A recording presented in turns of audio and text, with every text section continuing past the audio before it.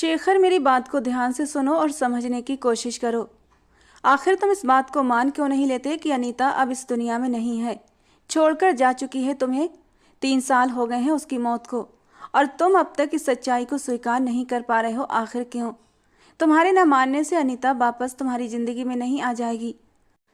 कल्पना जी ने अपने बेटे को अपने पास बिठाते हुए उसे हजारों बार समझाई हुई बात फिर से समझाने की कोशिश की थी, जबकि शेखर धनंजय एक बेबस नज़र से अपनी माँ को देखकर रह गया था। उसे दुख होता था जब भी उसकी माँ कहती कि अनीता अब इस दुनिया में नहीं है। वो चाहकर भी सच्चाई को स्वीकार नहीं कर पा रहा था। उसकी आंखों में तैरती नमी देखकर कल्पना जी भी उदास हो गई थीं।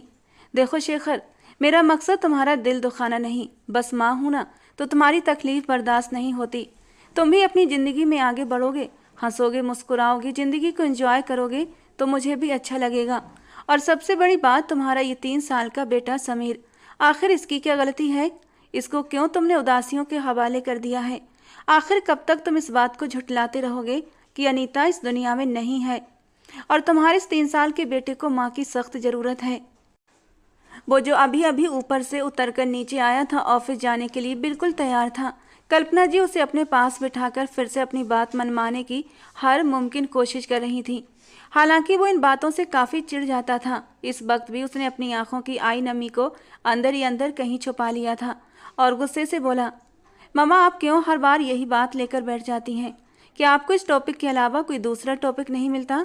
जब आपको अच्छे से पता है कि मैं इनकार ही करूँगा तो बार बार एक ही बात करके क्यों खुद को परेशान करती हैं? उसने अपनी माँ कल्पना जी के हाथों को थाम लिया था और फिर अपने गुस्से को दबाते हुए आगे कहने लगा, ममा मैं इस सच्चाई को स्वीकार करना ही नहीं चाहता कि अनीता इस दुनिया में नहीं है, क्योंकि उसकी यादें हैं जो मुझे उसकी जिंदा होने का एहसास कराती हैं। हर रात जब भी आंखें बंद करता हूँ तो अनीता का एहसास मुझे अपने आसपास महसूस होता है। उसकी खुशबू अब भी मुझे अपने कमरे में महसूस होती है। फिर क्यों मैं इस सच्चाई को मान लूँ कि अनीता इस दुनिया में नहीं है? उसने अपनी माँ के हाथ को हल्के से दबाते हुए जैसे उन्हें तसल्ली देने की कोशिश की थी। और ये सच भी था, वो अनीता को अब भी महसूस करता था। उसे अपनी यादों से झुठला नहीं सकता था। फिर कैसे वो मान लेता कि अनीता इस दुनिया से जा चुकी है? जबकि कल्पना जी की आंखें भीग गई थीं। वो अपने हट्टे कट्टे मजबूत बेटे को यूं तन्हा जिंदगी गुजारते नहीं देख सकती थीं।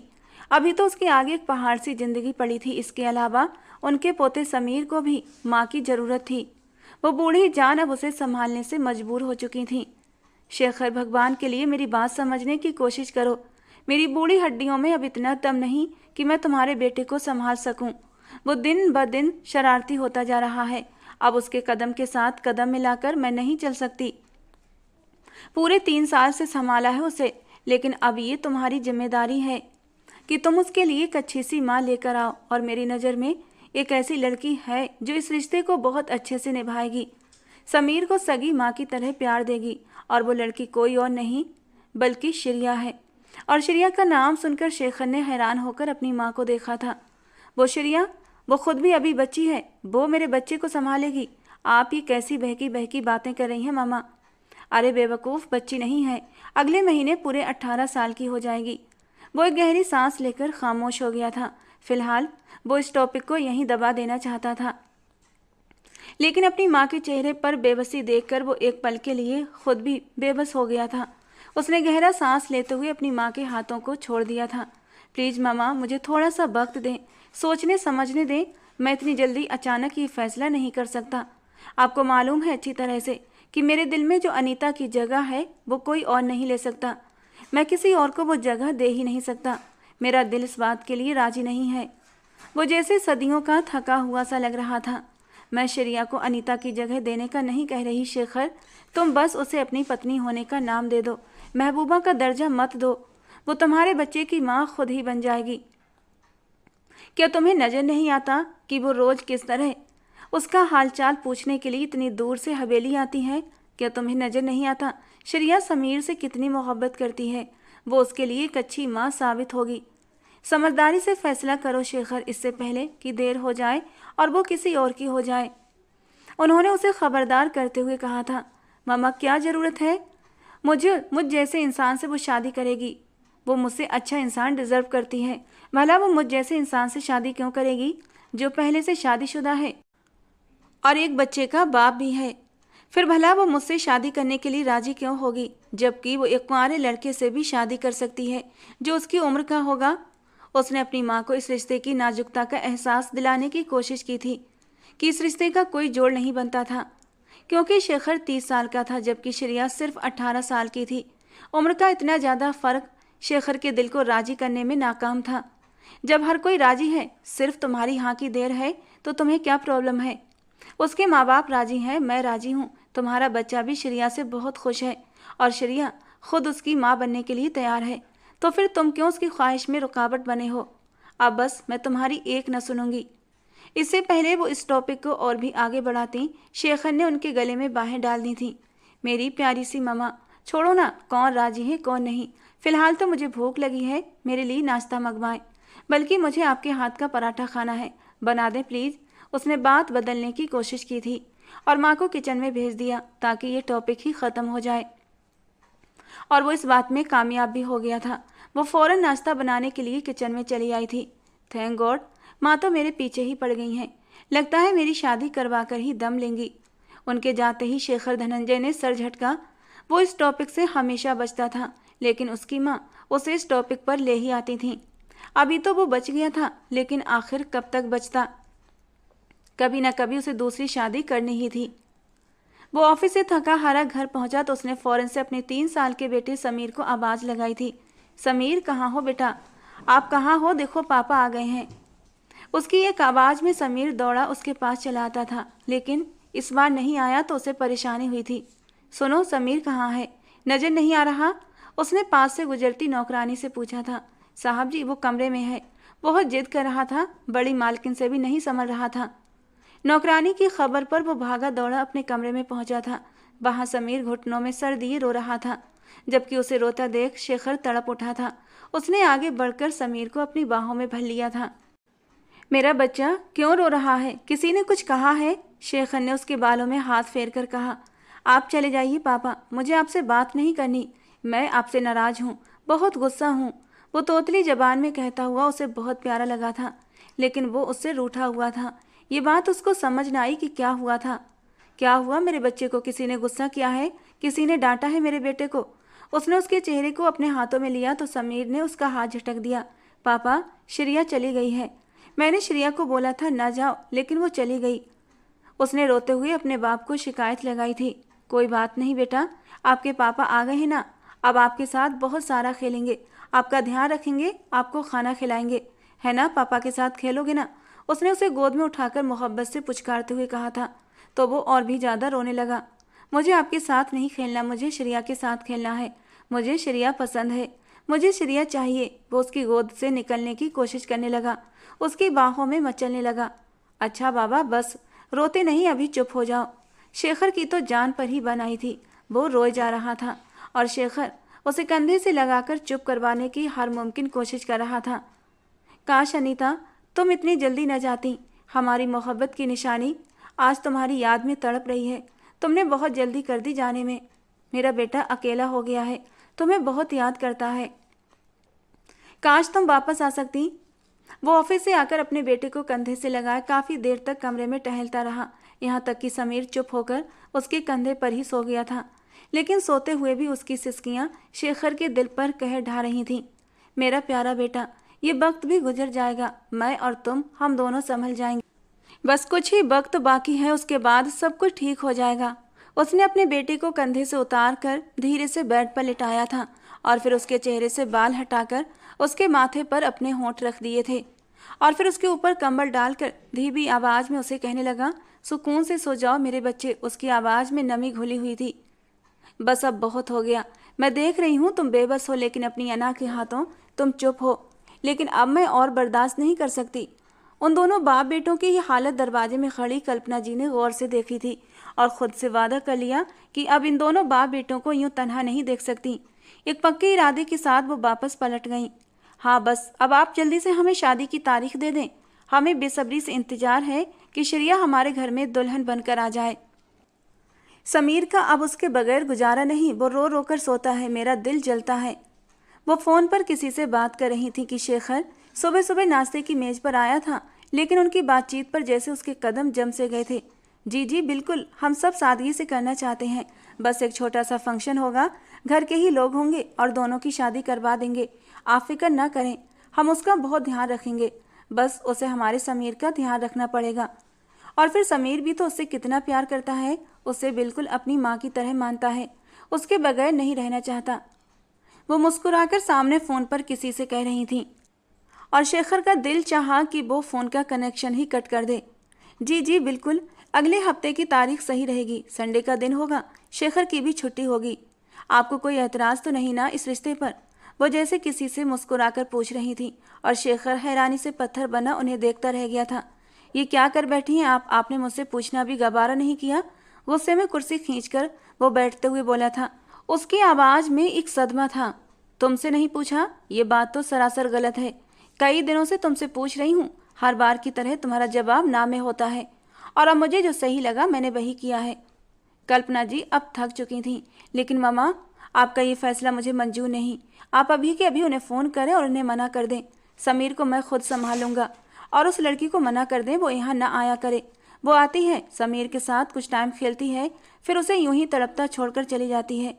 कुछ दिन उसकी याद में रोएगा, फिर बहल जाएगा, और फिर उस लड़की को याद नहीं करेगा। मैं संभाल लूंगा अपने बेटे को। तो कल्पना जी उसे देख कर रह गई थी। मुझे साफ तौर पर दिखाई दे रहा है कि तुम कल किस तरह ऑफिस से आकर उसे संभालने में परेशान हो रहे थे, और वो श्रेया श्रेया की रट लगाए हुए था। ऐसे में तुम ये कैसे कह सकते हो कि मैं अब तुम्हारी बात सुनूंगी? और श्रेया यहाँ आती है तो मेरा भी मन लग जाता है। पूरा दिन वो समीर को संभालती है। तुम्हें पता है मुझे कितनी आसानी रहती है। अगर श्रेया एक दिन ना आए तो समीर मेरी नाक में दम कर देता है। अगले हफ्ते संडे को तुम्हारी और उसकी शादी है। बस अब मैं तुम्हारी एक नहीं सुनूंगी। अपनी बात कहकर वो रुकी नहीं थी। ये नहीं हो सकता श्रेया, तुम अनीता की जगह नहीं ले सकती। तुम ऐसा नहीं कर सकती, तुम्हें इनकार करना होगा। उसने सोचते हुई निगाहों से सामने की ओर देखा था जहां उसकी माँ गई थी। वो तेजी से वापस पलटा और उसकी मंजिल अब श्रेया का घर थी। वो उसे बाहरी पौधों को पानी देते हुए नजर आ गई थी। हरे भरे पौधों के बीच वो खुद एक नया नया खिलता गुलाब लग रही थी। कमसिन मासूम, उसके बाल हवा में लहरा रहे थे जैसे उसकी पीठ पर कोई झरना बह रहा हो। कोई शक नहीं था कि वो लड़की ऐसी खूबसूरती रखती थी कि कोई भी उसका दीवाना हो जाता। लेकिन शेखर उसकी खूबसूरती से दीवाना नहीं हो रहा था, क्योंकि उसके दिल में तो अनीता की यादें छुपी बैठी थीं। उसे देखते ही उसे गुस्सा आया था। वो गुस्से से एक एक कदम जमाता हुआ उसके पास पहुंचा था, और इससे पहले कि वो कुछ समझ पाती उसने उसे बाजू से पकड़कर सख्ती से दबोचा था। तुम्हारी प्रॉब्लम क्या है? क्या तुम्हें कोई बात समझ नहीं आती कि तुम मेरे समीर से दूर रहा करो? तुम्हें कितनी बार समझाया है, लेकिन नहीं, तुम्हें शायद मेरी दौलत से बहुत ज़्यादा प्यार है, तभी तो तुम समीर के जरिए मेरी ज़िंदगी में शामिल होना चाहती हो। हर वक्त उसके आसपास घूमती रहती हो ताकि मैं तुम्हें अपना बना लूं। उसके नरम बाजुओं में अपनी उंगलियां दबाता हुआ वो सख्त आवाज़ में बोला था, जबकि वो डरकर उसे देखने लगी। नहीं नहीं शेखर जी, ऐसी कोई बात नहीं है। मैं तो समीर, वो डर के मारे इतना ही कह पाई थी। अगर ऐसी बात नहीं है तो कैसी बात है? अगर तुम्हें अपनी इज्जत प्यारी है और इतनी ही तुम्हारे अंदर गैरत मौजूद है, तो तुम अभी के अभी मेरी माँ को फ़ोन करके इस शादी के लिए इनकार करोगी। मैं ये शादी नहीं कर सकता, क्योंकि ये शादी सिर्फ और सिर्फ एक नुकसान है तुम्हारे लिए। तुम मेरी बीवी अनीता की जगह कभी नहीं ले सकोगी। पूरी ज़िंदगी तुम्हारी मेरी मोहब्बत और संगत के लिए तड़पते हुए गुजर जाएगी, लेकिन तुम मुझे कभी पा नहीं सकोगी, और ना ही तुम मेरे बेटे समीर की माँ बन सकती हो। मैं तुम्हें कभी ये हक दे ही नहीं सकता। अब फैसला तुम्हारे हाथ में है। तुम्हें मेरी ज़िंदगी में दाखिल होकर जिल्लत, रुसवाई, तन्हाई उठानी है, या फिर अपनी ज़िंदगी में खुशियों के रंग भरने हैं। फैसला कर लेना। उसने उसके बाजू को जकड़ते हुए इस कदर जालिमाना अंदाज में कहा था कि श्रेया एक पल के लिए बुरी तरह डर गई थी और उसकी आंखों में आंसू आने लगे थे। आप क्या समझते हैं कि मैं आपके चिल्लाने और धमकाने से डर जाऊंगी? मैं ऐसा कुछ भी नहीं करूंगी जैसा आप कह रहे हैं। ये फैसला बड़ों ने किया है और मैं बड़ों के फैसलों के खिलाफ नहीं जाऊंगी। ये मेरे माँ बाप का फैसला है और इस फैसले से मेरा अपना कोई लेना देना नहीं है। मेरे माँ बाप जहाँ कहेंगे मैं वहाँ शादी कर लूँगी। और रही बात समीर की, तो वो मुझसे खुद इतना अटैच है कि मैं उससे दूर हो ही नहीं सकती, और ना ही वो मुझसे दूर जा सकता है। और अनीता मेरी भी कुछ लगती थी, वो मेरे चाचा की बेटी थी, ये आप भूल रहे हैं, लेकिन मैं ये बात नहीं भूल सकती। श्रेया ने जोर से उसका हाथ झटककर उससे डरते डरते ये बात कही थी। हाँ हाँ, तुम माँ बाप की आज्ञाकारी बेटी हो, जिसके पीछे तुम्हारी खुद की ख्वाहिश छुपी हुई है, जो अब पूरी हो रही है। तुम्हें क्या लगता है कि मैं तुम्हारे इरादों को नहीं जानता? तुम जैसी लड़कियों का तो यही काम है कि अपनी गरीबी को इस्तेमाल करते हुए बड़ी दौलत पर हाथ मारने के लिए ऐसे हथकंडों को अपनाती हैं। तुम समीर के करीब इसीलिए आई ताकि समीर के जरिए तुम मेरी ज़िंदगी में दाखिल हो सको, क्योंकि तुम्हें अच्छे से पता है समीर में मेरी जान बसती है। तुमने समीर को अपना इस कदर आदी बना दिया है कि वो अब तुम्हारे बगैर रह ही नहीं सकता। तुमने सोचा कि यही शिकार दिखाकर तुम मुझसे शादी कर लोगी, तुम्हारी किस्मत बदल जाएगी, लेकिन याद रखो, मैं तुम्हें कभी भी अपनी पत्नी का दर्जा नहीं दूंगा। आई समझ तुम्हें? उसने उंगली उठाकर आँच उगलती निगाहों से उसे देखते हुए आखिरी बार समझाया था, लेकिन इस बार वो खामोश हो गई थी। हाँ, आंखों में आंसू जरूर चमकने लगे थे, लेकिन बोली कुछ नहीं थी, क्योंकि कुछ भी बोलकर वो इस पत्थर दिल आदमी से अपना सर नहीं फोड़ना चाहती थी। हालांकि रोते हुए मुंह पर हाथ रखकर अपने घर के अंदर चली गई थी।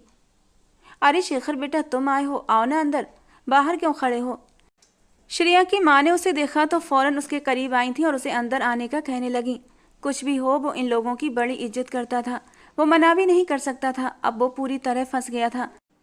नहीं आंटी, मैं जाऊंगा क्योंकि समीर मेरा इंतजार कर रहा होगा, उसने फौरन से बहाना बनाया था। बेटा, किसी दिन समीर को भी लेकर आओ, हमारे घर बहुत खुश होगा श्रेया के साथ। अब तो खैर से श्रेया हमेशा हमेशा के लिए उसकी माँ बनने वाली है। देखना, तुम उसे ये खबर सुनाओगे कि तुम श्रेया को हमेशा हमेशा के लिए उसकी ज़िंदगी में उसकी माँ बनाकर ला रहे हो, तो वो बहुत खुश होगा। जबकि उनकी ये बात सुनकर शेखर खून के घूंट भरकर रह गया था। वो उनका बहुत सम्मान करता था, इसलिए कुछ कह न सका। हालांकि दिल तो कर रहा था कि वो उन्हें भी खरी खरी सुना दे, जिन्होंने अपनी बेटी श्रेया को समीर की इस कदर आदत डाल दी थी कि वो अब उसके बगैर रह ही नहीं सकता था। अच्छा आंटी, मैं चलता हूँ, देर हो रही है मुझे। वो वहीं खड़े खड़े वापस लौट आया था। उसका दिमाग घूम कर रह गया था। पहले श्रेया की बात और फिर उसकी माँ की बातें। उसे रह रहकर बस अब अपनी माँ पर ही गुस्सा आने लगा था कि उन्होंने कैसे उसकी मर्जी के बगैर इतना बड़ा फैसला कर लिया। अब आगे क्या होगा, ये सोचते हुए वो अपनी गाड़ी की तरफ बढ़ा था। हेलो, कौन है? कौन बार बार फ़ोन कर रहा है? अगर कुछ बोलना नहीं था तो फ़ोन क्यों किया था? श्रेया के मोबाइल पर ये तीसरी बार फ़ोन आया था, लेकिन कोई बात नहीं कर रहा था। मैं हूँ शेखर।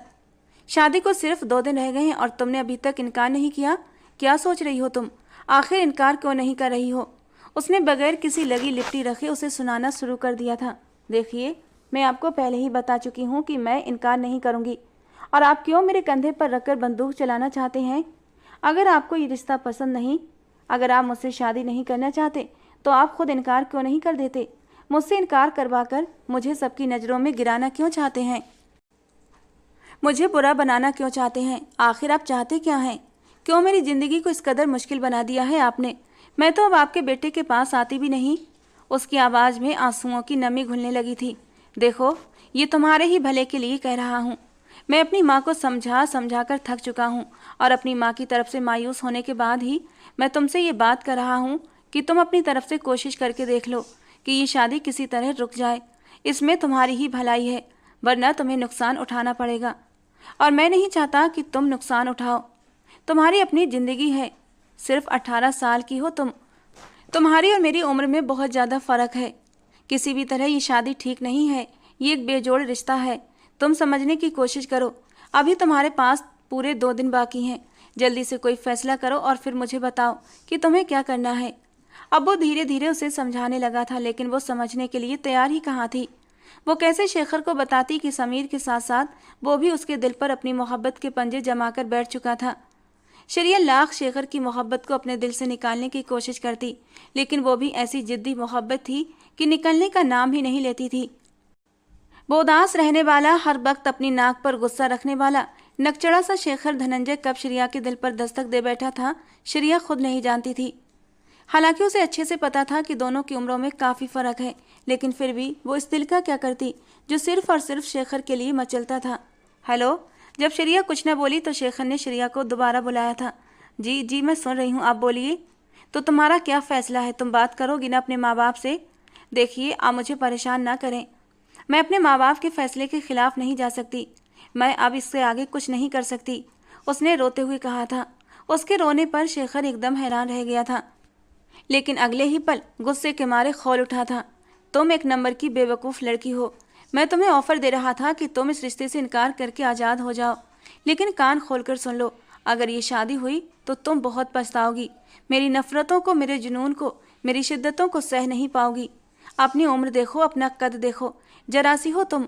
मेरी मजबूत बाहों में आकर तुम्हारी सारी हिम्मतें दम तोड़ जाएंगी। जो अभी तुम इतनी बहादुर बन रही हो ना, सारी बहादुरी हवा हो जाएगी।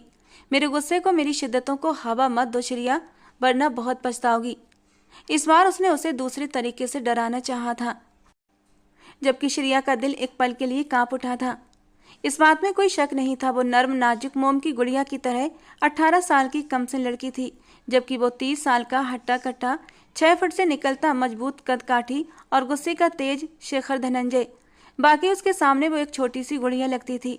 और जिस तरह वो अपने जुनून और शिद्दतों की बात कर रहा था, अगर वो सच में उसके साथ जुनूनी होता, सच में एक पल में उसे मसल कर रख सकता था। ये सोचकर उसके पूरे बदन में एक झुरझुरी सी आई थी, लेकिन फिर भी उसने हिम्मत करके कह दिया कि मैं आपकी धमकियों से डरने वाली नहीं हूँ। आप इंसान हैं, कोई जानवर नहीं, जो मैं आपका जुनून और आपकी शिद्दतों को से डर जाऊंगी। 18 साल की हूँ, कोई बच्ची नहीं। मुझे भी पता है कि पति पत्नी का रिश्ता क्या होता है और शादी के बाद पति पत्नी अपने रिश्ते की शुरुआत कैसे करते हैं। उसने अपनी तरफ से बड़ी ही समझदारी वाली बात कही थी, जबकि दिल तो जोर जोर से धक धक कर रहा था। उसकी बात पर शेखर के लबों पर एक हल्की सी तंजिया मुस्कान आई थी। ये लड़की शायद उसको समझ ही नहीं पा रही थी। वो ऐसा ही था, अपनी मोहब्बतों को लेकर जुनून से भरा हुआ। उसके दिमाग में अनीता का चेहरा आया था।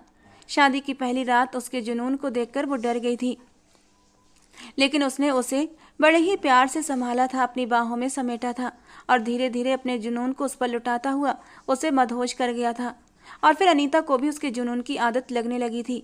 अनीता को अब उसके जुनून में ही मज़ा आता था, लेकिन अनीता के लिए उसके जुनून को सहना इतनी बड़ी बात नहीं थी, क्योंकि वो एक मैच्योर टाइप की लड़की थी। शेखर से सिर्फ 2 साल छोटी थी। दोनों की जोड़ी परफेक्ट थी, लेकिन श्रिया कम उम्र थी, नाजुक थी। वो इतनी छोटी होकर कैसे उसे सह पाएगी, यही सोचकर वो परेशान हुआ था। और पति पत्नी का रिश्ता इतना नाजुक होता है कि ना चाहते हुए भी ये रिश्ता बन ही जाता है। उसे अनीता का भी ख्याल था। उसने अनीता से वादा किया था कि उसके सिवा जिंदगी में कोई दूसरी लड़की नहीं आएगी। अनीता उसकी जुनूनी मोहब्बत की दीवानी हो चुकी थी, लेकिन ये कुछ ही समय का सफ़र था कि जल्दी ही सब कुछ ख़त्म हो गया था। उसकी आंखों में उदासी उतर आई थी। उसने एक गहरी सांस ली थी। तुम बहुत बड़ी गलती कर रही हो श्रिया, उसने फिर से उसे आखिरी बार समझाने की कोशिश की थी, लेकिन श्रिया ने यह कहते हुए फ़ोन काट दिया कि दोबारा मेरे पास फ़ोन मत करना। और वो गुस्से से मुट्ठियां भींच कर रह गया था। अब उसकी आखिरी उम्मीद भी टूट चुकी थी। ममा, समीर की तबीयत अब कैसी है? उसे दवाई दिलवाई थी ना आपने? मैंने गाड़ी भेजी थी ड्राइवर के साथ, आप गई थी ना उसे लेकर हॉस्पिटल? उसने अपनी माँ को फ़ोन किया था। वो बहुत परेशान लग रहा था। कल रात से ही समीर को तेज़ बुखार चढ़ा हुआ था और वो एक ज़रूरी मीटिंग के सिलसिले में दूसरे शहर आया हुआ था। समीर का सुनकर वो वापस आना चाहता था, लेकिन उसकी माँ ने यह कहकर उसे समझा दिया था कि तुम अपनी मीटिंग पर ध्यान दो, वो उसे दवाई दिलवाने गई है, जल्दी ही उसका बुखार उतर जाएगा। क्या मतलब? आपने किसके साथ उसे भेजा है? क्या आप नहीं गई उसके साथ? वो एकदम से अपनी कुर्सी से उठकर खड़ा हुआ था। उसे एकदम से बहुत तेज गुस्सा आया था। अरे बेटा, क्या हो गया है तुम्हें? श्रिया गई है ना उसके साथ, उसे लेकर दवाई के लिए। तुम परेशान क्यों हो रहे हो? अब उसकी माँ बनने वाली है वो, उसका ध्यान नहीं रखेगी तो और कौन रखेगा? वैसे भी खुद समीर ही जिद कर रहा था कि श्रिया को बुलाएं, वो श्रिया के साथ ही दवाई लेने के लिए जाएगा। ये सुनते ही गुस्से के मारे वो आग बबूला हुआ था। उसके सर पर लगी और तलवों में जाकर बुझी थी। मोना, मीटिंग कैंसिल करो, मुझे एक ज़रूरी काम से जाना है और कोई मुझे डिस्टर्ब ना करे प्लीज़। उसने फ़ौरन से अपनी माँ का फ़ोन काटा। अपना काम समेटकर अपनी सेक्रेटरी मोना को समझाते हुए तेज़ ड्राइविंग करता हुआ श्रिया के घर के पास रुका था। उसे पता था वो उसे दवा दिलाने के बाद अपने घर ही ले गई होगी। वो उसके पास पहुंचा था। तुम्हारी हिम्मत कैसे हुई मेरे बेटे को अपने घर पर लाने की? वो इस वक्त उसके साथ ही उसके कमरे में मौजूद थी और उसके सर पर पट्टियां रख रही थी कि अचानक वो उसके सर पर जाकर जोर से चिल्लाया था, ये आप क्या कर रहे हैं? धीरे बात करें, वो बच्चा है, डर जाएगा और उसकी तबीयत ठीक नहीं है। अब तुम मुझे सिखाओगी कि मुझे कब, कहाँ और कैसे बात करनी है। उसकी आंखों में आग निकल रही थी। देखिए, आपको जो भी बात करनी है आप बाहर चलकर करें। इस वक्त समीर की तबीयत ठीक नहीं है, अभी अभी सोया है दवा खाने के बाद, और आप उसके सर पर खड़े होकर चिल्ला रहे हैं। वो उसका हाथ पकड़कर रूम से बाहर ले आई थी। शेखर ने देखा श्रेया अब काफ़ी हद तक निडर हो चुकी थी। क्या उसके अंदर से उसका डर खत्म हो गया था? किसकी इजाज़त से तुम मेरे बेटे को दवा दिलाने के लिए लेकर गई थी? मैंने तुमसे कहा था कि तुम मुझसे और मेरे बेटे से दूर रहा करो, लेकिन तुम कोई बात समझने के लिए तैयार नहीं हो। ओह हेलो, वो सिर्फ आपका बेटा नहीं है, मेरा भी बेटा है। उसने बहुत ही हक जताने वाले अंदाज में शेखर को गुस्सा दिलाया था। तुम्हारा बेटा? तुम्हारा दिमाग तो खराब नहीं हो गया? तुम्हें किसने ये हक दे दिया कि तुम मेरे बेटे को अपना बेटा कहो? ये हक मुझे बड़ों ने दिया है, समझे तुम? और ये हक तुम मुझसे छीन नहीं सकते। जल्दी ही मैं उसकी माँ बनने वाली हूँ। उसने शर्माने की नाकाम एक्टिंग की थी और उसका ये अंदाज देखकर शेखर गुस्से से आग बबूला हुआ था। वो गुस्से से दांत किचकिचाता हुआ उसकी तरफ बढ़ा था कि अंदर से समीर के रोने की आवाज़ आई थी। वो जल्दी से भागकर अंदर गई तो देखा समीर बेड पर बैठकर रो रहा था, जबकि श्रेया ने आगे बढ़कर उसे अपनी बाहों में समेट लिया था। क्या हुआ समीर बच्चे, आप रो क्यों रहे हैं? मैं हूं ना आपके पास, मैं कहीं नहीं गई। वो प्यार से उसे थपथपाते हुए कहने लगी, लेकिन शेखर हैरान रह गया था। समीर भी जैसे श्रेया के पास आकर एकदम चुप हो गया था और उसके गले लगकर उसके कंधे पर सर रखकर सो गया था। शेखर ये मंजर देखकर दंग था। ये मंजर बहुत खूबसूरत और जिंदगी से भरपूर था। समीर को श्रेया से बहुत मोहब्बत थी और ये सबको देखकर शेखर को यकीन हो गया था कि भले वो मेरी बीवी बने या न बने, लेकिन शेखर के लिए एक अच्छी माँ जरूर बन सकती है। वो गहरा सांस लेते हुए उन दोनों को वहीं छोड़कर अपने घर लौट आया था। उसने अब अपनी सारी कोशिशें रद्द कर दी थीं शादी को रोकने की, और संडे के दिन एक बहुत ही छोटे से फंक्शन में वो शेखर के पहलू में सजी सबरी बैठी थी।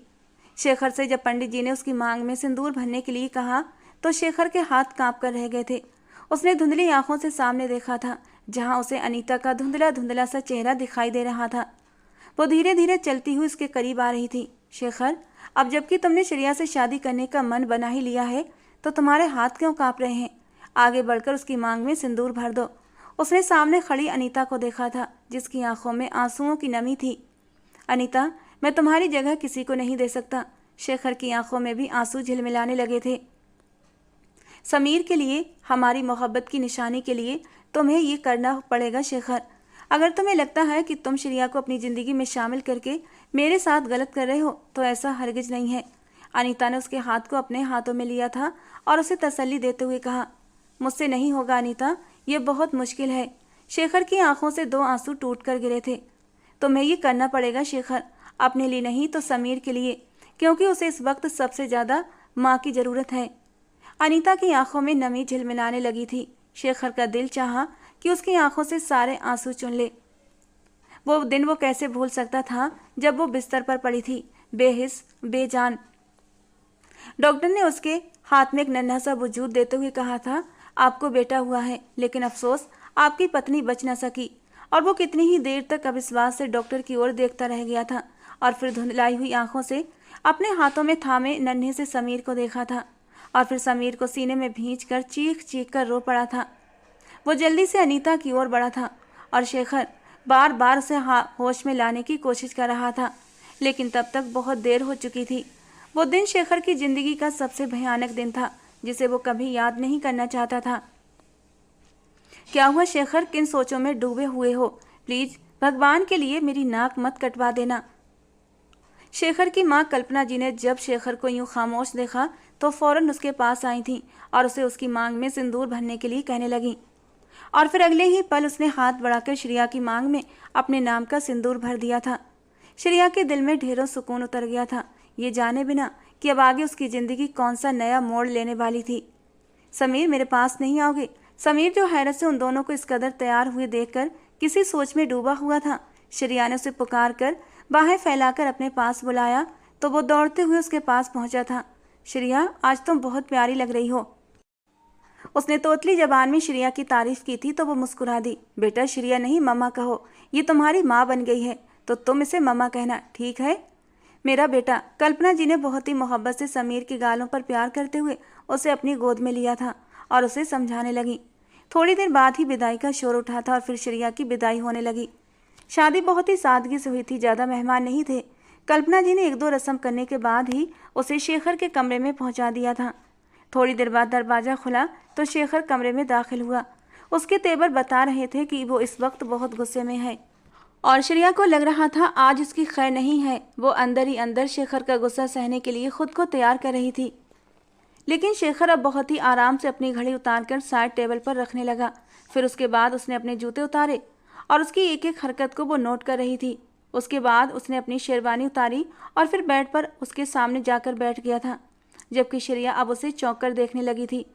उसने तो उससे कुछ और ही उम्मीद की थी, लेकिन शेखर बोला, देखो श्रेया, मैं तुम्हें पहले ही बता चुका हूँ कि मुझसे ऐसी कोई भी उम्मीद मत करना जो मैं पूरी न कर सकूँ। तुम सिर्फ समीर की माँ बनकर इस घर में आई हो। हमारे बीच अब ऐसा कोई रिश्ता नहीं बनेगा और ना ही कभी तुम मुझसे अपना हक मांगने की कोशिश करना। बाकी तुम्हें इस घर में कभी किसी चीज़ की ज़रूरत महसूस हो तो बता देना।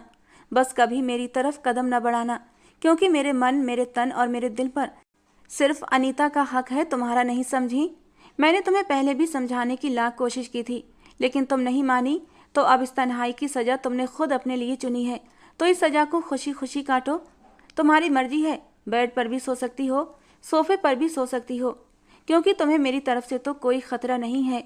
जबकि श्रेया उसे नम आंखों से देखने लगी।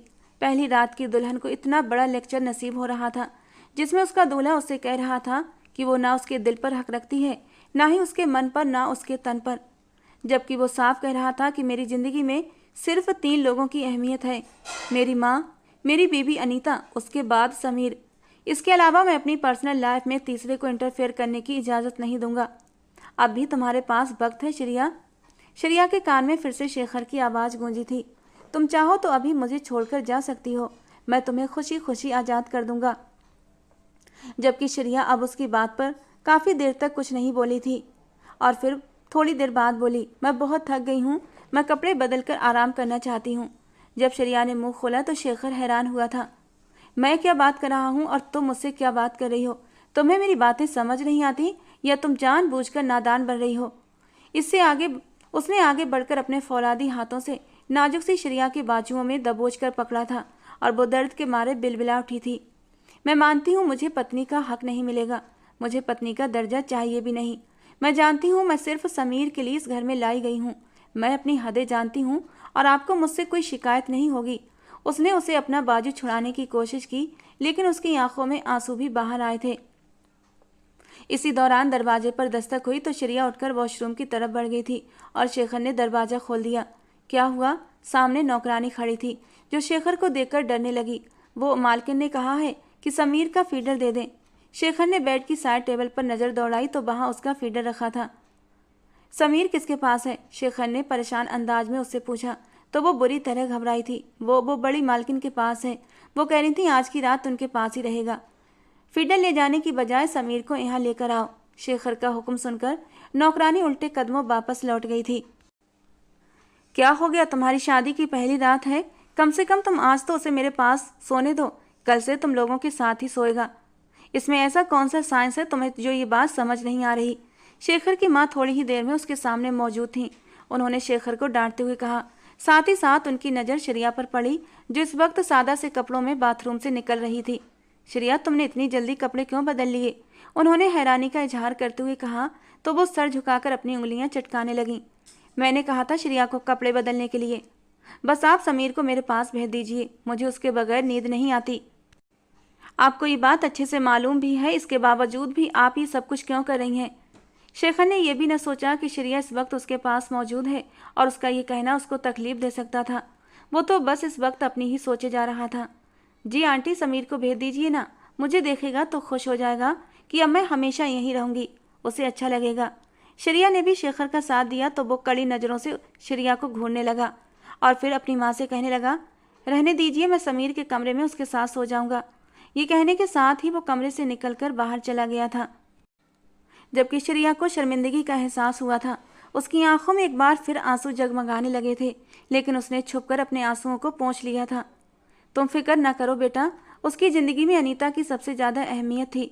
उसे थोड़ा वक्त दो, तुम्हें समझना शुरू कर देगा तो फिर तुम्हें बीवी का हक देना भी शुरू कर देगा।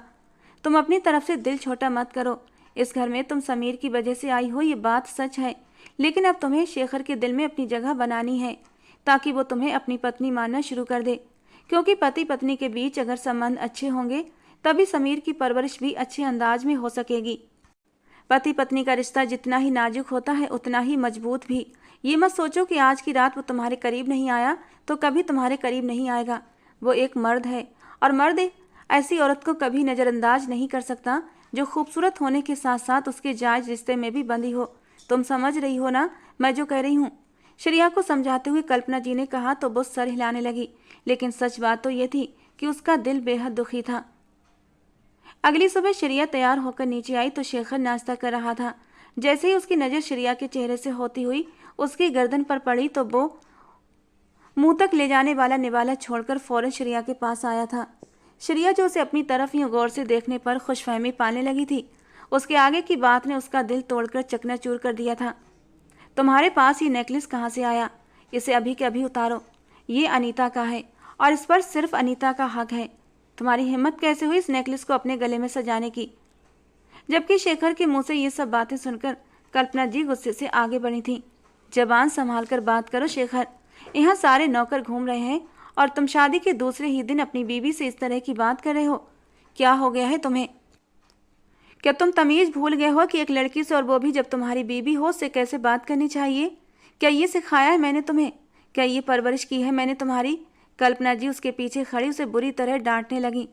आप ये बात जानती भी हैं कि मैं अनीता के हवाले से अभी तक कितना ज़्यादा खुद को मजबूर महसूस करता हूँ। इस सब के बावजूद भी आपने उसकी पर्सनल चीज़ें जो मैंने उससे अपने हाथों से ख़रीद कर दी थी, आपने उसके हवाले कैसे कर दी? शेखर का गुस्सा ख़त्म होने का नाम ही नहीं ले रहा था। जबकि श्रेया को एक बार फिर से जोर का रोना आया था। उसने उसी वक्त नेकलेस उतार कर टेबल पर रख दिया और खुद भागते हुए ऊपर चली आई थी। समीर के कमरे से रोने की आवाज़ आ रही थी तो अपने आंसू पोंछते हुए वो जल्दी से समीर के कमरे की तरफ बढ़ी थी। Good morning Sameer. वो पलंग पर बैठकर रो रहा था। शायद उसे भूख लगी थी। भूख लगी है मेरे बेटे को, अभी फीडर बनाकर देती हूँ। अपना गम भूलकर उसने समीर को अपनी गोद में उठाकर चुप करवाना चाहा। श्रेया मेरे पास आ गई हो हमेशा के लिए।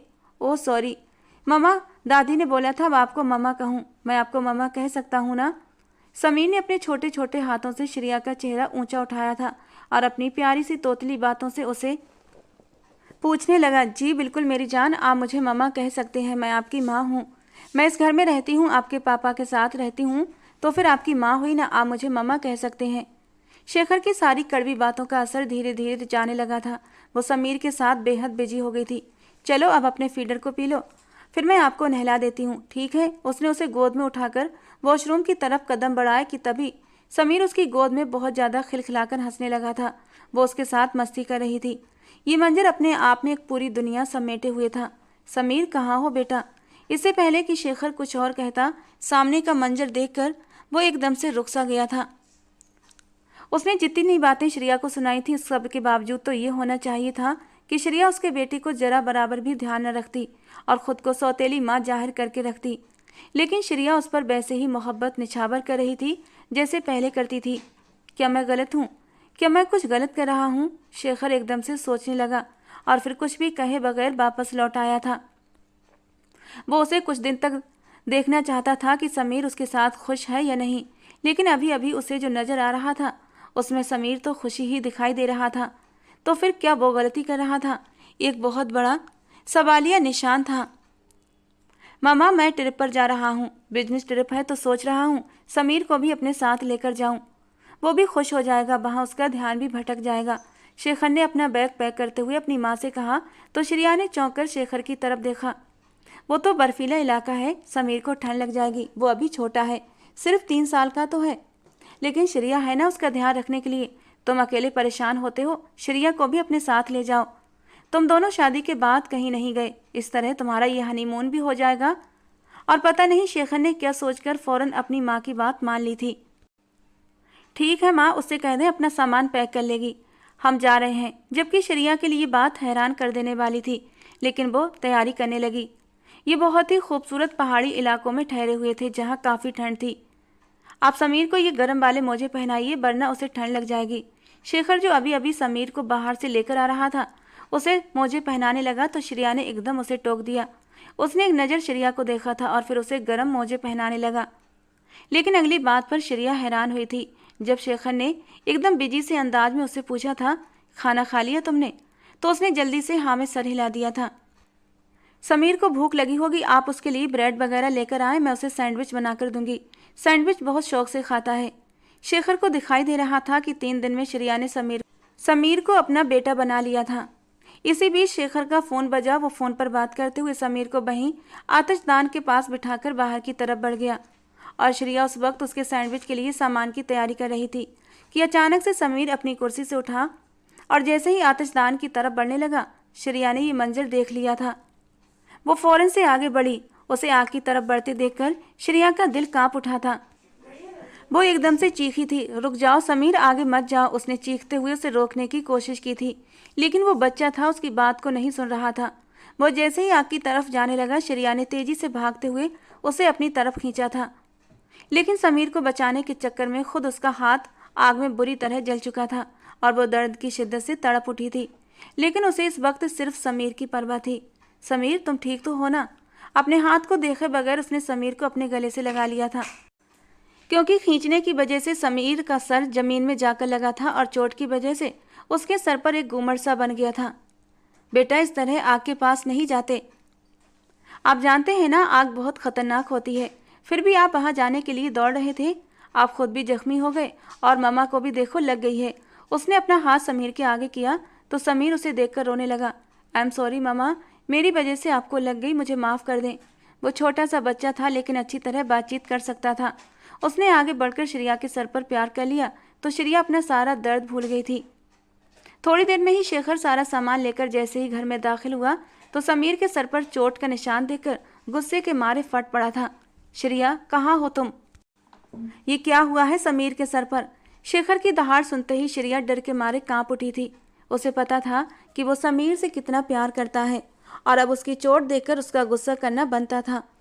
वो जल्दी से हड़बड़ाते हुए बाहर आई थी और बोली, शेखर, वो समीर आतिशदान के पास बैठा था, वो आग को पकड़ने ही वाला था कि मैंने उसे खींचा था और जिसकी वजह से उसके सर पर चोट का निशान बन गया। श्रेया ने डर डर कर ठहर ठहर कर शेखर को अपनी बात बताई थी, लेकिन शेखर को तो बस इसी बात पर गुस्सा आ रहा था कि समीर के सर पर चोट लगी थी। ये है तुम्हारी ममता, ये है तुम्हारा प्यार। 1 मिनट के लिए मैं समीर से दूर क्या हुआ कि तुम्हारी वजह से उसे बुरी तरह चोट लग गई है और इतना बड़ा हादसा होने से बच गया। क्या तुम सो रही थी? क्या तुम्हें अपनी जिम्मेदारी नहीं समझनी चाहिए थी? मुझे लगता है तुम समीर की माँ बनने के लायक ही नहीं हो। निकल जाओ मेरी ज़िंदगी से, मुझे तुम्हारी ज़रूरत नहीं।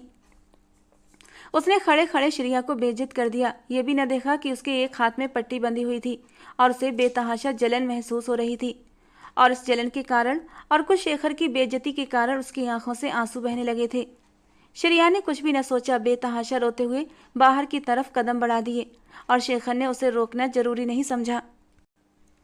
उसने सोचा अभी थोड़ी दूर जाकर फिर ही वापस आ जाएगी। आखिर इसे जाना कहाँ है? ये तो यहाँ के इलाके भी नहीं जानती। मेरा कसूर क्या है? क्या मेरा कसूर ये है कि मैं समीर से मोहब्बत करती हूँ? क्या मेरा ये कसूर है कि मैं समीर को अपना बेटा मानती हूँ? या फिर? वो सोचते सोचते खामोश हुई थी और एक ठंडी सांस लेकर रह गई। आंखों से आंसू बह पड़े थे। नहीं श्रेया, तुम्हारा सबसे बड़ा कसूर ये है कि तुम शेखर से मोहब्बत कर बैठी हो, क्योंकि तुमने उस जालिम इंसान से वो मोहब्बत के काबिल ही नहीं है। वो रो पड़ी थी, फूट फूट कर रो पड़ी थी। मैं श्रेया हूँ, मैं अनीता नहीं। उसके दिल पर सिर्फ अनीता का राज है। इतनी ठंड में सिर्फ एक चादर खुद पर लपेटे वो बुरी तरह रोते हुए आगे बढ़ रही थी। उसे बिल्कुल भी अंदाजा नहीं था कि शेखर का रवैया उसके साथ इतना क्रूर होगा। यहाँ तक कि उसने तो उसका हाल भी न पूछा था। चलते चलते वो काफ़ी दूर निकल आई थी, यहाँ तक कि उसे एहसास हुआ वो कितनी बड़ी गलती कर चुकी है। बर्फ़ का एक तूफान उठा था और शायद हवाएं भी चलने लगी थीं। इस वीरान सुनसान इलाके में कोई भी ऐसा न था जहाँ वो पनाह लेती। मैडम जी, यहाँ बहुत ठंड है, आप यहाँ पर क्या कर रही हैं? क्या रास्ता भूल गई हैं? आप मुझे बताएं, मैं आपको आपके ठिकाने पर पहुँचा दूँगा। वहाँ एक ग्रुप के साथ कुछ गार्ड्स खड़े थे। उसने श्रेया को ये घूमते हुए परेशान देखा तो फौरन से एक उनमें से उसके पास आया था। मुझे 5 स्टार होटल जाना है, मैं वहीं ठहरी हुई हूँ, मैं रास्ता भूल गई हूँ। वो बदहवास हुई थी, उसके होंठ ठंड की वजह से काँप रहे थे, पूरा शरीर ठंड के मारे नीला पड़ रहा था। क्योंकि एक शॉल के सहारे वो कब तक ठंड को रोक पाती। आइए मैं आपको छोड़ देता हूँ।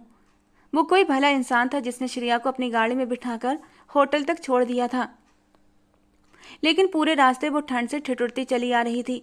उसे ऐसा लग रहा था उसका पूरा वजूद जम गया है और वो अगला सांस भी नहीं ले पाएगी। उसने जैसे ही होटल के अंदर कदम रखा था, चक्कर खाकर नीचे जमीन पर गिर पड़ी थी और बेहोश हो गई। होश आया तो खुद को उसी होटल के कमरे में पाया जहां शेखर और समीर के साथ रुकी हुई थी। शेखर उसके सर पर परेशानी की हालत में खड़ा था और उसके होश में आने का इंतजार कर रहा था। तुम होश में आ गई? तुमने मुझे बताया क्यों नहीं कि तुम्हारा हाथ भी बुरी तरह जख्मी है? समीर ने मुझे बताया और तब तक मैं तुम्हें ढूंढने के लिए निकल चुका था, लेकिन तुम मुझे कहीं न मिली। तुम कहाँ चली गई थी? शेखर ने उसे होश में आते ही बेशुमार सवाल किए थे। उसकी आंखों में वही मंजर डूबने लगे। समीर भी रो रोकर उसके पास ही सो चुका था। उसने एक नज़र समीर पर डाली और आगे बढ़कर उसके सर पर अपने होंठ रख दिए। तुम्हारा हाथ ठीक है? लाओ दिखाओ मुझे, मैं पट्टी कर देता हूँ, या फिर डॉक्टर को बुलवाकर तुम्हें एक बार चेक करा देता हूँ। उसने जैसे ही श्रेया का हाथ पकड़कर अपने सामने करने की कोशिश की तो श्रेया ने एकदम अपना हाथ पीछे खींच लिया। मैं ठीक हूँ, आप फिक्र न करें। उसके शब्दों में नाराजगी थी। वो शेखर के रवैये से बुरी तरह टूट चुकी थी।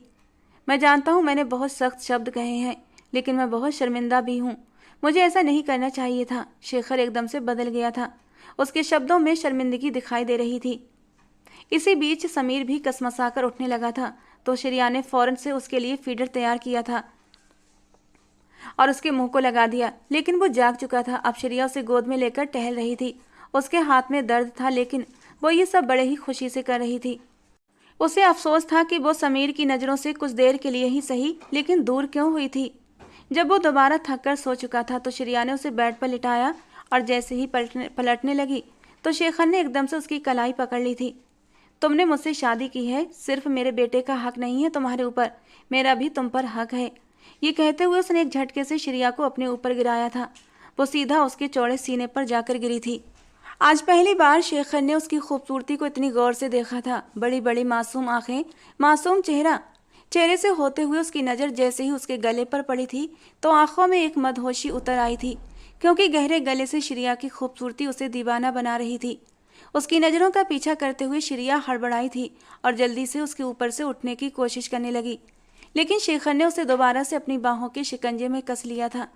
वो जो 3 साल से किसी औरत के पास नहीं गया था, अब श्रेया के नरम बदन को महसूस किया तो दिल की धड़कनों ने बेइंतहा शोर मचाया था। उसके शरीर का एक एक अंग उसकी संगत के लिए मचलने लगा था। श्रेया खाली खाली निगाहों से उसकी तरफ देखने लगी। उसकी आंखें एक बार फिर आंसुओं से भरने लगीं। अगर आप किसी कमजोर पल में बहकर मुझसे कोई रिश्ता बनाना चाहते हैं तो मैं इस भीख में दिए गए तुम्हारी संगत के पलों के लिए तैयार नहीं हूँ, उसने रोते हुए शेखर से कहा था। और अगले ही पल शेखर ने उसे छोड़ दिया था और खुद उठकर बैठ गया, लेकिन उसे अपने पास बैठने का इशारा किया था और वो चुपचाप उसके पास बैठ गई। मुझे माफ़ कर दो श्रेया, मुझे ऐसा नहीं करना चाहिए था। तुम्हारा हाथ भी जख्मी था तो मुझे कम से कम देख तो लेना चाहिए था। अब तुम्हें सब सच बताने जा रहा हूँ। तुम मुझे अच्छी लगने लगी हो, तुम खूबसूरत हो, मासूम हो। तुम्हारे करीब आने का मेरा दिल करता है, तुम्हें अपनी बाहों में लेने को दिल मचलता है, लेकिन दिल ही दिल में मुझे शर्मिंदगी होती थी कि कहीं अनीता से बेवफाई तो नहीं। और दूसरी बात, तुम मुझसे उम्र में बहुत छोटी थी तो मुझे ये भी एहसास होता था कि कहीं मैं तुम्हारे साथ कुछ गलत तो नहीं कर रहा। लेकिन अब धीरे धीरे तुम मेरे दिल में उतरती जा रही हो। मैं अब तुमसे ज़्यादा दूरी सहन नहीं कर सकता। मैं अनीता के बारे में भी सोचता हूँ। मैंने उससे वादा किया था कि मैं उसके अलावा मेरी ज़िंदगी में कोई दूसरी लड़की कभी नहीं आएगी। बताओ श्रेया, अब मैं क्या करूँ? जबकि श्रेया उसके दिल की हालत समझ सकती थी। शेखर, जिंदगी आगे बढ़ने का नाम है। मैं ये नहीं कह रही आप अनीता को भुला दें, लेकिन ये बात भी बिल्कुल ठीक नहीं कि आप अपनी ज़िंदगी में आने वाले दूसरे लोगों को, जो कि जीते जागते जिंदा इंसान हैं, उन्हें एक मुर्दा इंसान के लिए उनका दिल तोड़ दें। श्रेया ने पहली बार अपने दिल की बात शेखर के सामने रखी थी तो वो उसे देखने लगा। मुझे मालूम है मैंने तुम्हारे साथ गलत किया है। शादी को 1 महीना होने वाला है, लेकिन मैंने तुम्हें तुम्हारा हक नहीं दिया। मैं अच्छी तरह जानता हूँ तुम समीर के लिए एक अच्छी माँ साबित हुई हो, लेकिन श्रेया, आज मेरा रवैया सच में तुम्हारे साथ गलत था। मुझे इस बात पर अफसोस है। मुझे तुमसे यूँ चले जाने के लिए नहीं कहना चाहिए था। उसने श्रेया का हाथ अपने हाथों में थाम कर उस पर धीरे धीरे अपना हाथ फेरकर अपनी गलती को स्वीकार किया था। तो मुझे अपनी ज़िंदगी में शामिल कर लो, हम दोनों एक नॉर्मल ज़िंदगी गुजार सकते हैं। मैं अब खुद इस जंग से थक चुका हूँ। शेखर हारा हुआ नजर आने लगा था। मैं आपके साथ एक नॉर्मल ज़िंदगी गुजारना चाहती हूँ, लेकिन शायद मैं कभी आपके दिल में जगह ना बना पाऊंगी। उसने अपना सर शेखर के सीने से टिकाया तो शेखर एक गहरा सांस लेकर रह गया था। ये गलत है श्रेया, अगर तुम मेरे दिल में जगह न बना पाती तो इस तरह तुम्हारे सामने बैठकर बात न कर रहा होता। शेखर ने उसके बाल सहलाते हुए कहा तो वो मुस्कुराकर उसे देखने लगी। क्या आप सच में दिल से मुझे अपनी पत्नी का हक और मान देना चाहते हैं? उसकी आंखों में आंखें डालकर वो सारा डर भुलाकर पूछने लगी थी। इसका सबूत तो लाइट बंद करके ही देना पड़ेगा, शेखर ने शरारती मुस्कान के साथ एक आंख दबाते हुए कहा था। तो वो शर्माकर उसके सीने में अपना मुंह छुपा गई थी। मैं बहुत खुशनसीब हूँ श्रेया कि मुझे भगवान ने दूसरी बार भी एक बहुत ही प्यारी और वफादार पत्नी दी है। तुम्हारी इज्जत और कदर मेरे दिल में अब और भी ज़्यादा बढ़ गई है। मैं वादा करता हूँ अब हमारे बीच कभी कोई दूरी नहीं आएगी। ये कहते हुए शेखर ने आगे बढ़कर उसके होठों पर अपने होठ हल्के से रब कर दिए थे, लेकिन अगले ही पल श्रेया डरकर पीछे हटी थी। क्या हुआ, डर क्यों रही हो? शादी से पहले तो बहुत बहादुर बन रही थी कि तुम्हें सब पता है कि शादीशुदा रिश्ते में क्या होता है, तो अब मैं वही तो कर रहा था, फिर यूं दूर क्यों भाग रही हो? वो आंखों में शरारत समेटे उसे देख रहा था, जबकि वो डरते हुए बोली, वो आपने कहा था ना शादी से पहले कि आप बहुत सख्त हैं, बहुत जुनूनी। मैं आपकी शिद्दतों को सह नहीं पाऊंगी, बस इसीलिए मुझे डर लग रहा है। जबकि उसकी बात सुनकर शेखर एक जोरदार कहकहा लगाकर हंस पड़ा था और खींचकर उसे अपनी बाहों में समेट लिया था। मेरी जान, मैं अपनी मोहब्बतों का जुनून तुम पर लुटाकर तुम्हें ही तो सुकून देना चाहता हूँ। मेरी मोहब्बतों की बेताबियों को महसूस करके देखो, तुम्हें तकलीफ नहीं बल्कि सुकून मिलेगा। ये कहकर वो बेताबी से उसके होठों पर झुका था और अपना जुनून, अपनी बेताबियाँ उस पर निछावर करने लगा था। पहले पहल श्रेया थोड़ा सा घबराई थी, लेकिन वो प्यार से उसे समेटता जा रहा था और अपनी 3 साल की बेताबियाँ उस पर निछावर कर रहा था। धीरे धीरे श्रेया को उसकी संगत में सुकून मिलने लगा था और उसने अपने आप को बहुत ही सुकून से उसके हवाले कर दिया था। सुबह वो बहुत ही प्यार से उसकी बाहों में सो रही थी। उसने एक नज़र श्रेया के मासूम चेहरे को देखा था। शेखर के दिल में जो पहले ये डर था कि वो बहुत छोटी है, शायद उसे सह ना पाएगी, गुजरी रात से उसका ये डर भी उसके दिल से निकल चुका था। वो उसके साथ पूरी तरह सेटिस्फाई थी, खुश थी और शेखर भी अपने अंदर तक सुकून उतरता महसूस कर रहा था। वो सोते हुए बहुत ही प्यारी लग रही थी। उसने आगे बढ़कर उसके माथे को चूम लिया था। आज वो उसे बहुत अपनी अपनी सी लग रही थी। उन दोनों के बीच के सारे फासले मिटते चले गए थे। उसने दोबारा से श्रेया को अपनी बाहों में खींचा था और श्रेया थोड़ी देर कसमसाई थी, लेकिन दोबारा से बेबस होती हुई उसकी शिद्दतों के आगे हारने लगी थी। उनके मिलन पर कायनात भी मुस्कुरा रही थी और दोनों अपना एक मजबूत रिश्ता बना रहे थे। तो दोस्तों, आज की हमारी ये कहानी आपको कैसी लगी कमेंट बॉक्स में ज़रूर बताना। पसंद आई हो तो प्लीज़ लाइक करना। रोज़ एक नई रोमांटिक कहानी सुनने के लिए हमारे चैनल को सब्सक्राइब करना। मिलते हैं दोस्तों अगली किसी नई रोमांटिक कहानी के साथ।